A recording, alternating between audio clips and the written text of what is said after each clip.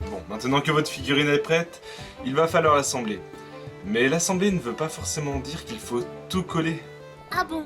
Moi, à chaque fois, je la trempe direct dans le pot de colle. Hein. Et oui, nous allons voir comment assembler la figurine afin d'optimiser la peinture. Let's go! Comme nous l'avons vu dans la précédente vidéo, T'as vu? Elle s'est mise en lien en haut à droite. nous avons vu la préparation de la figurine. Et maintenant nous allons voir comment coller et ce que l'on doit coller précisément pour permettre un meilleur accès à la zone de peinture difficile d'accès par la suite. Qu'est-ce que tu veux dire par difficile d'accès? Les zones difficiles d'accès sont les zones que nous avons du mal à peindre. Par exemple, derrière un bouclier, dessous une cape ou n'importe quelle partie de la figurine cachée par une autre. Tout d'abord, il faut définir la composition de votre figurine. La colle plastique sera idéale pour le plastique bien sûr, car elle fera fondre légèrement les deux parties assemblées pour en former plus qu'une seule. Et si j'en mets trop, ça risque de faire fondre toute ma figurine, comme un glaçon sur Tatooine. La colle ne va pas ronger vos figurines, mais elle risque de déformer. Donc attention aux coulures de colle ou au débordement. Et attention, si vous en avez sur les doigts, à ne pas toucher la figurine car cela va déformer les endroits que vous avez touchés. Sauf si vous voulez des pustules partout sur votre figurine. Vous pouvez trouver facilement la colle plastique genre Citadel sur internet ou chez vos revendeurs. Cette colle est pratique grâce à sa tige métal pour se faufiler dans les endroits difficiles à accéder et déposer une petite quantité de colle grâce à son conduit très fin. Mais son principal souci, c'est que vu que le conduit est très fin, il se bouge facilement. Vous pouvez le déboucher en passant une flamme dessus pour chauffer la colle. Attention, ça brûle! Et en plus, c'est une colle inflammable. Ça veut dire qu'elle peut prendre feu, donc faites très attention. Effectuez cette manœuvre sous la surveillance d'un adulte non pyromane de préférence. Le conduit métallique est fait pour ça.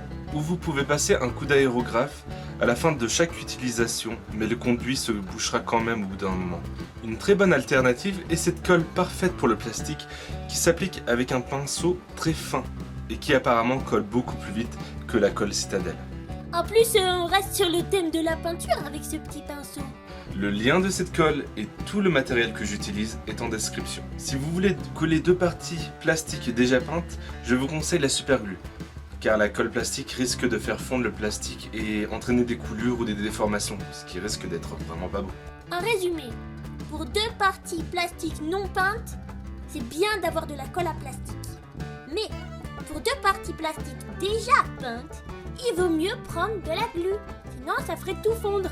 Ce serait dommage. Pour les figurines résine ou plastique, je vous conseillerais directement la superglue. La superglue va cristalliser. Vous pouvez utiliser un accélérateur, je n'en ai pas à disposition pour la démo, mais cet accélérateur permet, comme son nom l'indique, d'accélérer la cristallisation de la superglue. Mais attention, ça chauffe, donc ne vous en mettez pas sur les dos. Ni pour la bouffe. Pour faciliter l'assemblage de grosses pièces, vous pouvez prépercer les pièces avec une perceuse à main. Mettre une tige en métal, percer l'autre côté et assembler le tout en pensant à coller la tige et les deux parties de la figurine. Alors, ok, pour le premier trou et la tige, ça va. Mais comment savoir où positionner le deuxième trou en face? Quand vous aurez percé le premier trou et installé la tige, vous pouvez mettre une pointe de peinture au bout de la tige. Vous présentez les deux parties que vous allez assembler.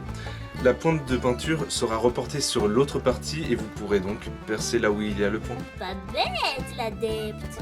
C'est pas ça qu'on dit. Et bah chez moi, si. Concernant la superglue, je vous conseille de ne pas poser directement sur les parties à coller quand elles sont trop petites. Vous pouvez au préalable déposer une pointe de colle sur un support et à l'aide d'un outil métallique, vous pouvez déposer ensuite sur la figurine. Ah bah oui, parce que si je fais ça avec un outil en plastique, ça va le faire fondre. Exactement. Pareil pour les pieds de vos figurines. Je vous conseille de les tremper directement dans la petite quantité de colle que vous avez déposée sur le support avant de coller votre figurine sur le sol. Oui, ça évitera de faire des flaques de colle au pied de la figurine. Mais t'avais pas dit qu'il y avait des parties qu'on devait pas forcément coller tout de suite?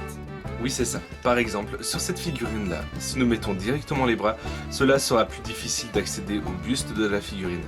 Il vaut mieux le peindre à part et les fixer seulement à la fin. Cela peut être très efficace si vous avez des pièces de votre figurine qui ne sont pas du tout de la même couleur que le reste. Par exemple, pour Grogu, c'était plus facile pour moi de peindre sa tête séparément pour pouvoir m'éclater sur les textures sans avoir peur que cela tache son écharpe.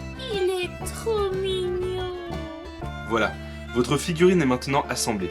Nous verrons la prochaine fois comment boucher les trous de votre figurine avant de passer la sous-couche. Ah bah là, moi je mets des bouts de chewing-gum dans les trous. Et bah tu verras que c'est pas très loin la bonne technique. Et en attendant, je vous dis bonne journée, portez-vous bien et à la prochaine. Salut!